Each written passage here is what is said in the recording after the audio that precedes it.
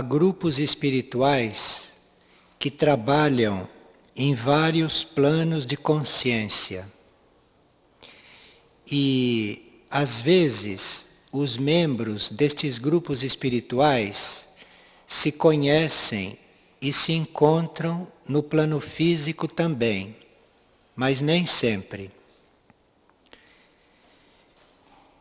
Para que estes grupos possam trabalhar, para que esses grupos possam funcionar, é preciso uma completa adaptação de cada um aos propósitos do grupo. Qualquer coisa que não esteja afinada com os propósitos do grupo, aí acontece uma dissonância. E o grupo não consegue trabalhar com todo o seu potencial. E, portanto, não consegue cumprir a proposta inicial. Quando nós dizemos que os membros devem estar descentralizados, é no que se refere à própria personalidade. Porque a própria personalidade prossegue o seu trajeto, o seu caminho, mas a presença e a atuação do membro ali dentro daquele grupo é segundo o foco que o grupo está tentando irradiar. Este é o grupo que ajuda a dinamizar o processo interno e, portanto, vai se reconhecendo como grupo de almas nos outros planos, nos outros níveis. Nenhum ser deveria estar num grupo assim coagido. Ele deve estar de sua livre e espontânea vontade, mas estando, deveria cumprir esta proposta. Porque são os grupos assim que vão proporcionando o despertar das mônadas nos indivíduos, o despertar do indivíduo no nível monádico, o despertar do espírito, que é um nível de consciência mais profundo do que o nível da alma. E nesse nível monádico também há grupos de mônadas, há grupos de espíritos. O centro intraterreno Erques, que nós conhecemos através do livro e do qual já temos bastante informação e notícia, o centro intraterreno Erques é na Terra o ponto de convergência desses grupos internos. Mesmo que haja ligação, que haja sintonia com outros centros planetários, Erques é o ponto de convergência do trabalho desses grupos. Então, um grupo interno pode estar coligado com algum outro centro planetário, como Mirnajá, por exemplo, mas todos os grupos internos do planeta convergem para Erques. E é lá que isto tudo se sintetiza, e é lá que isto tudo é conduzido ou impulsionado para o nível mais profundo, para o nível cósmico.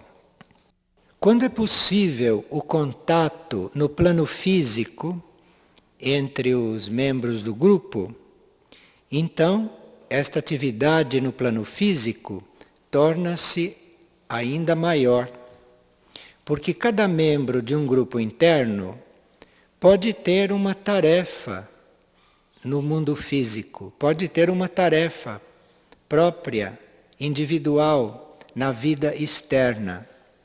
A tarefa do grupo interno nem sempre é a mesma tarefa externa. Então há membros de um grupo interno que têm outra tarefa externa. como podem não ter consciência da sua tarefa lá no grupo interno. Esta abertura para uma vibração superior, essa disponibilidade para contato com níveis superiores e, portanto, também com tarefas mais amplas, tarefas planetárias, tarefas universais, isto necessita que cada membro tenha uma profunda aspiração a servir neste nível. Porque os níveis de serviço são vários, como sabemos. Mas para servir nesses níveis internos, como grupo de alma ou como grupo de mônadas, para isto é preciso uma aspiração tão forte, tão decidida, tão profunda, que esta aspiração vai abrindo os caminhos. Esta aspiração vai resolvendo todos os assuntos que tiverem que ser resolvidos para o trabalho se efetuar. Então, por parte do indivíduo, há a aspiração que abre o caminho. Mas deve ser também uma aspiração à purificação. Não só aspiração a cumprir a tarefa e a levar o grupo ao verdadeiro serviço, mas é uma aspiração que também inclui a própria purificação. Porque a nossa purificação não sei se termina enquanto estamos em corpo físico ou enquanto estamos sintonizados com a vida terrestre. A nossa purificação prossegue. Nessa purificação e nessa nossa transformação, colaboram vários centros de energia. Não só a nossa aspiração e o nosso próprio ser, mas existem centros de energia na Terra, nos planos sutis e nos níveis intraterrenos. E existem centros de energia que colaboram também com esses grupos que são fora da Terra, que são extraterrestres.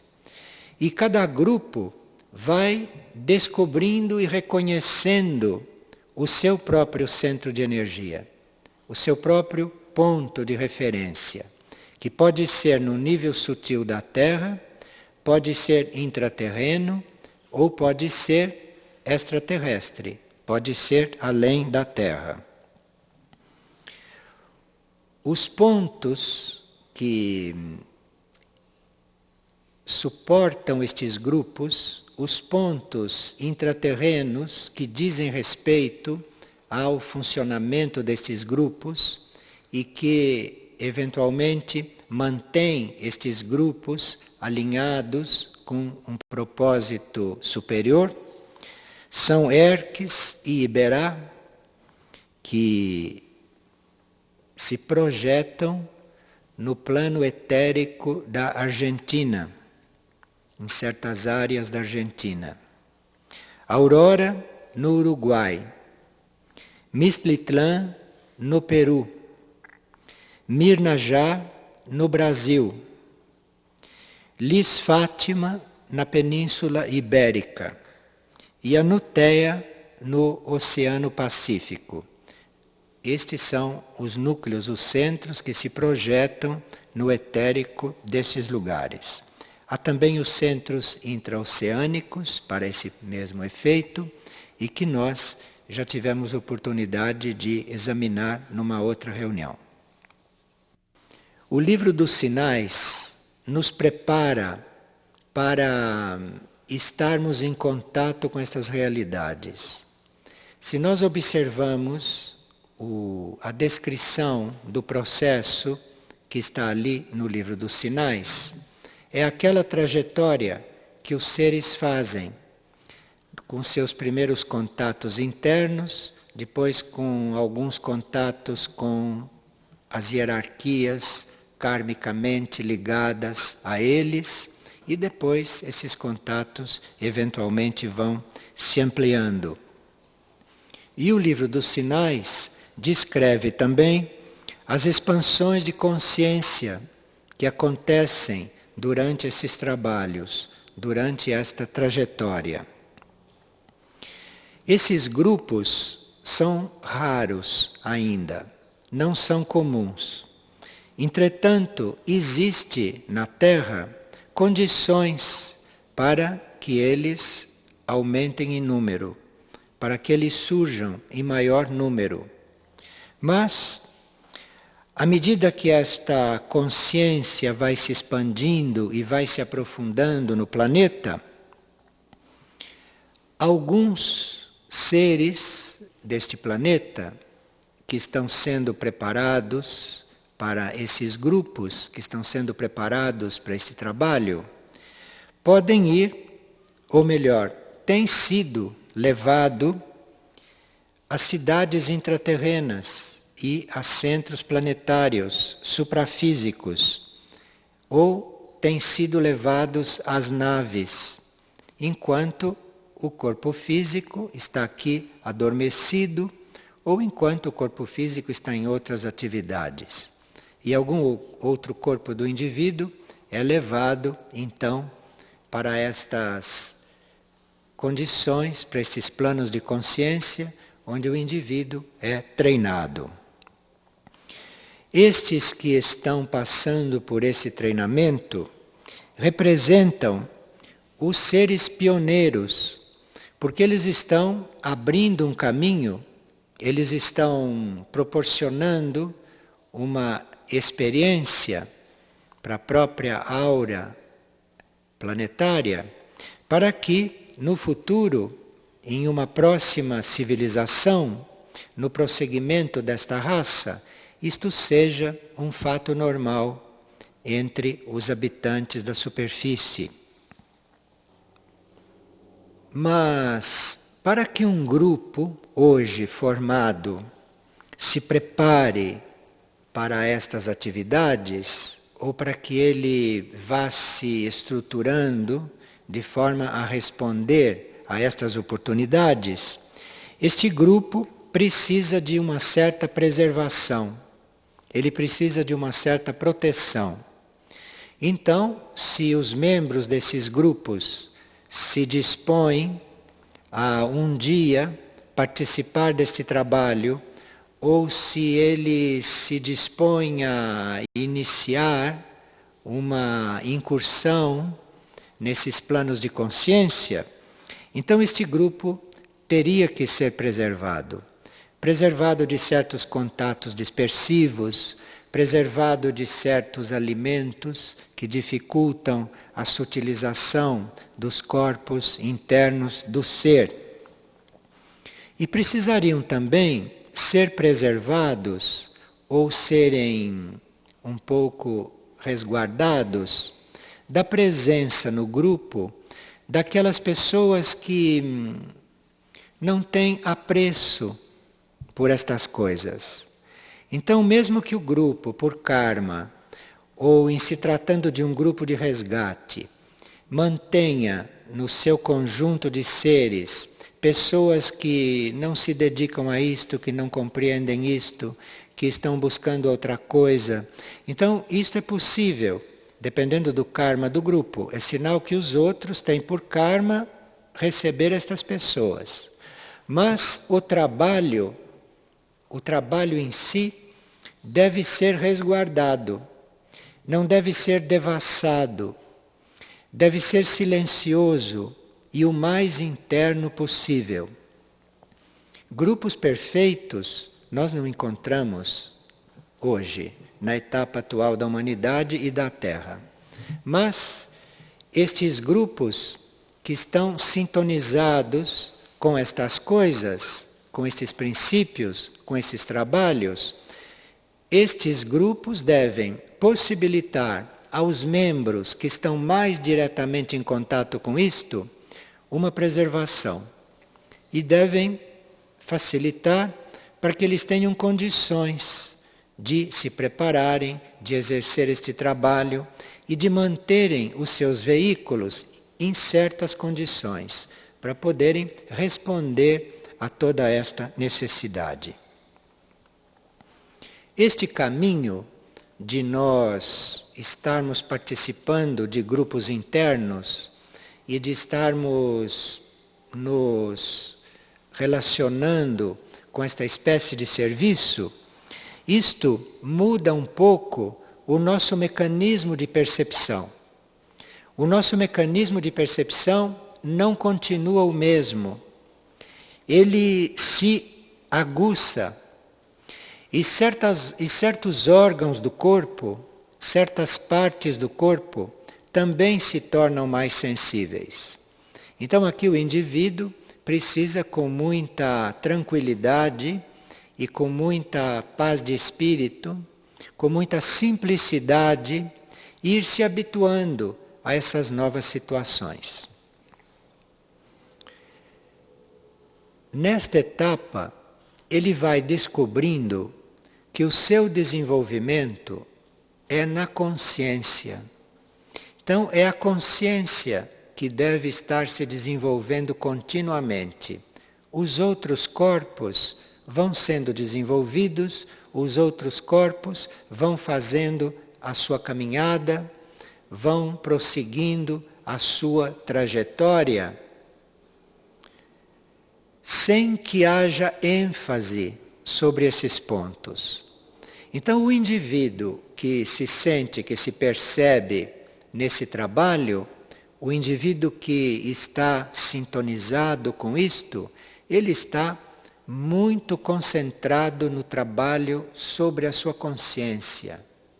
E os corpos são para ele uma coisa muito simples, muito natural, e seguem a rotina do dia a dia sem grandes alterações. Isto é um sinal de que o processo está sendo bem conduzido. Isto é um sinal de que tudo está andando harmoniosamente. E o próprio indivíduo vai percebendo isto. Estes contatos com os grupos internos, ou esta vida interior, neste sentido, não dá, em princípio, muitos sinais aqui fora. Porque, como nós já vimos, o indivíduo precisa estar resguardado. Resguardado principalmente da curiosidade dos outros. Resguardado principalmente da atenção dos outros, focalizada nele, focalizada na atividade que ali está se desenvolvendo. Então, em geral, os seres que estão participando destes grupos, no princípio, enquanto não tem alguma revelação a apresentar, se é que é esse o caminho, esses seres aqui fora não são reconhecidos como tal. E aqui fora eles têm um equilíbrio, têm uma harmonia, têm uma pontualidade, têm uma precisão nas suas ações, nas suas tarefas, na sua vida, enfim, que os destaca dos demais. Mas eles não se destacam dos demais por serem pessoas estranhas e nem pessoas especiais. Eles se destacam por serem pessoas precisas, corretas, serem pessoas nas quais você não, com as quais você não precisa estar insistindo para coisa nenhuma, porque tudo aquilo que é a tarefa dele, tudo aquilo que depende dele, aquilo acontece com muita simplicidade, com muita correção e com muita pontualidade. Claro que a busca interna do ser e o trabalho interno do ser vai despertando nele outras possibilidades. Isto vai despertando, por exemplo, o consciente direito. Então o indivíduo vai se tornando muito mais intuitivo. O indivíduo não necessita que você fale tanto com ele, que explique tanto as coisas a ele. É um indivíduo que intui, é um indivíduo que percebe, é um indivíduo que sente, que compreende a necessidade do outro. É um indivíduo que não precisa receber um pedido. Muitas vezes ele recebe um pedido, ele espera um pedido, em atenção a quem vem pedir, mas ele já sabe o que o outro precisa. Internamente, a consciência deste grupo, a entidade grupal, aquilo que é o contato interno deste grupo, transmite para este indivíduo toda a necessidade que ele deve suprir. Há, portanto, muitas tarefas evolutivas a serem desenvolvidas neste planeta, tanto na sua superfície, quanto nos seus planos internos, nos seus planos interiores. E uma das tarefas que nos planos interiores nós temos para cumprir, nós temos para desenvolver, é nós estarmos atraindo, é nós estarmos ajudando, ou nós estarmos nos predispondo e servindo como campo, servindo como elemento para que a essência solar comece a penetrar neste planeta. A essência solar comece a se introduzir na vida desta Terra e na vida da humanidade desta Terra. Isto é algo que o candidato a este serviço, isto é algo que o ser que vai sintonizar com este trabalho vai recebendo internamente, interiormente, todas as informações, todas as explicações e toda a preparação para ele cumprir esta tarefa. Isto tudo vai possibilitando que a mônada, o espírito, este indivíduo que nós somos, nos nossos planos mais internos, isto vai possibilitando que a mônada vá se libertando, se liberando do seu karma terrestre, que a mônada vá se sutilizando com respeito a este karma terrestre e que ela possa ir assumindo a sua trajetória cósmica. Isto é muito importante para os grupos de mônadas nesta etapa da evolução.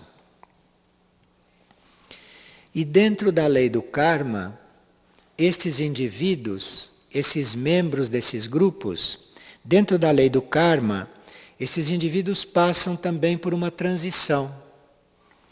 Eles, até então, até começarem a participar desses grupos, eles tinham processos kármicos próprios. Tinham os processos kármicos que diziam respeito às suas vidas passadas e que eles tinham que ir resolvendo, que eles tinham que ir purificando. Mas ao entrar nestes grupos, esses processos kármicos individuais já deveriam estar suficientemente resolvidos, não completamente, é claro, mas suficientemente resolvidos, para que esse indivíduo pudesse já ir assumindo e pudesse já ir contatando processos kármicos universais, processos kármicos de grupos, e ir então ajudando ao processo kármico de grupos ou ao processo kármico do universo ir clareando. De forma que esse trabalho grupal, como vocês veem, tem muitos níveis. Então vê-se um grupo espiritual aqui na superfície, vê-se um grupo espiritual com o funcionamento normal, o funcionamento material, não? E por trás de tudo isto podem estar acontecendo outras coisas com este mesmo grupo ou com elementos deste grupo que podem estar reunidos em um outro plano, prosseguindo em tarefas específicas, como podem estar participando de outros grupos internos e podem ir então se somando a outros grupos de atividade nesse sentido. Isto depende não só do karma do indivíduo com os membros desses outros grupos, mas também da ligação que o indivíduo pode ter com algum raio específico, porque cada grupo deste tem um raio, ou tem um conjunto de raios que se expressa através dele. É uma arte nós aprendermos a reconhecer no nosso mundo interior os caminhos, as portas que nos levarão a viver tudo isto concomitantemente. Então nós temos uma vida aqui, podemos participar de um grupo aqui, este grupo pode ter membros no grupo interno, ou nós podemos estar participando de um grupo interno aqui desconhecido, de seres que estão encarnados ou que não estão encarnados. Então é uma arte nós irmos treinando e irmos aprendendo a estarmos em todos esses planos de consciência, estarmos participando de todas essas atividades. E uma das portas que nós dispomos para isso, o caminho, a chave para que nós iniciemos esta atividade é o silêncio. E cada um deveria refletir sobre o que ele entende por silêncio. Porque dentro da sua compreensão pelo silêncio, essa é a porta de entrada dele.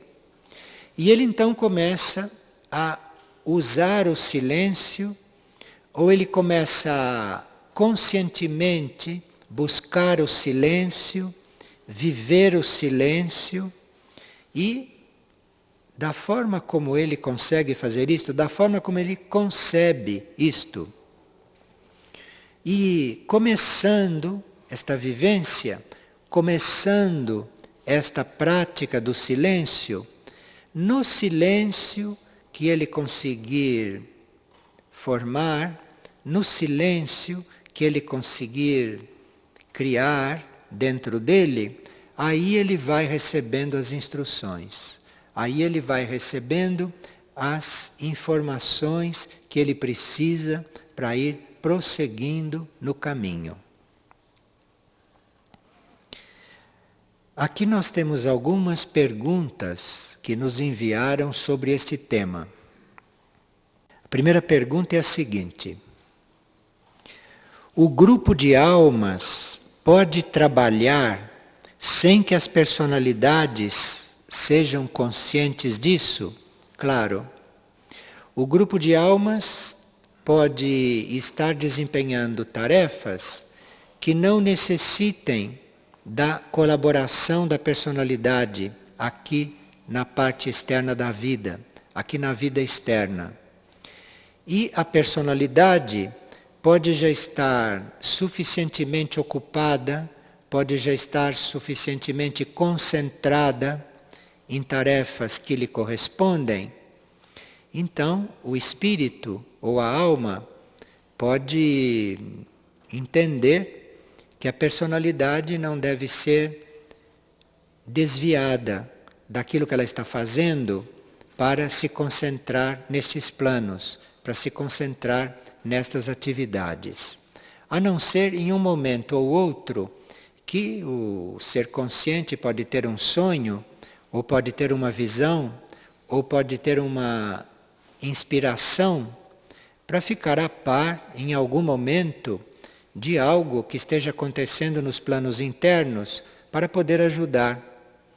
Ou para, tendo consciência disto, estabelecer um contato mais homogêneo, estabelecer um contato mais harmonioso com a sua tarefa externa.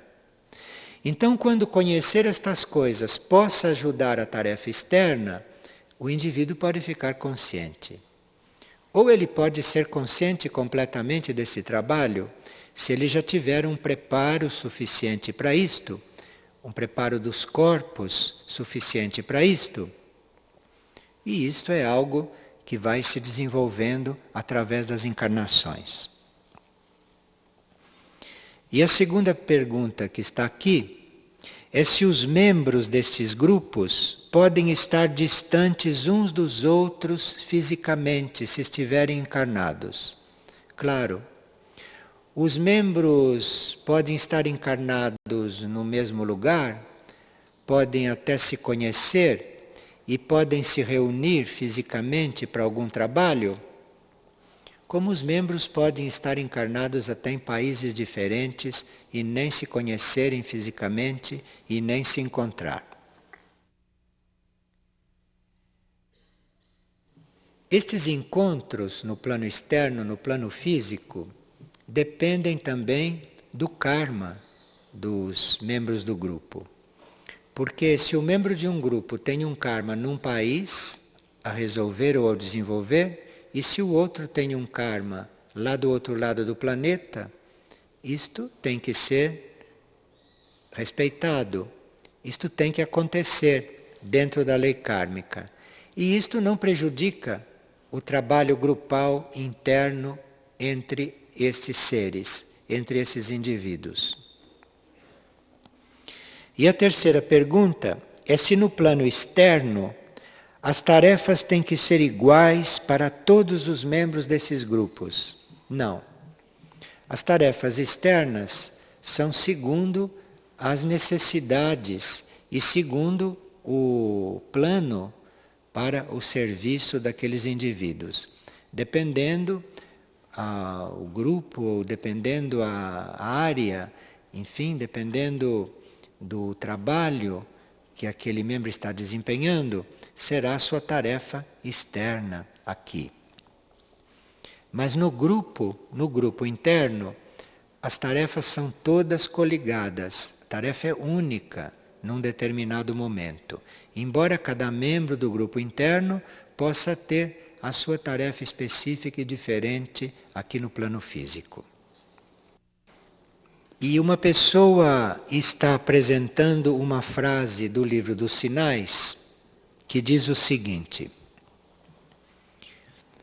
estabelecereis com outras dimensões contatos conscientes quando em vosso interior estiverdes abertos à unificação da vossa própria essência com a fonte desses contatos.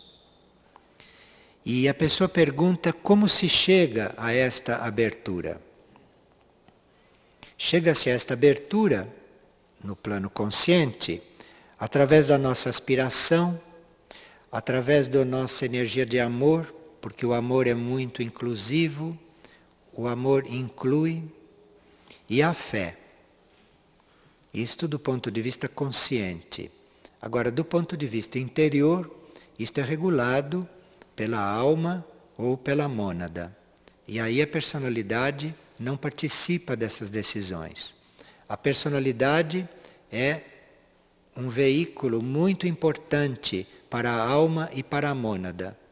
E claro que certas tarefas, a mônada ou a alma não podem desempenhar aqui se a personalidade não corresponde, se a personalidade não pode servir de meio para isto. Então, há personalidades que são conscientes desses trabalhos e outras, como vimos, que não são. E uma pessoa está perguntando como deve se conduzir um dirigente de grupo que deve ser impessoal, deve ter autoridade sem ser autoritário, deve ser humilde no desempenho de sua tarefa. Aqui nós teríamos que trocar essas palavras autoridade e autoritário, porque isto não diz respeito a um responsável por um grupo espiritual. Um responsável por um grupo espiritual não é autoritário e nem tem autoridade. O responsável por um grupo espiritual ele já teve em vidas passadas vivências, ele já teve em vidas passadas tarefas com os membros daquele grupo. Então, e nas vidas passadas, nos relacionamentos passados com os membros do grupo, este ser deu provas de ser confiável.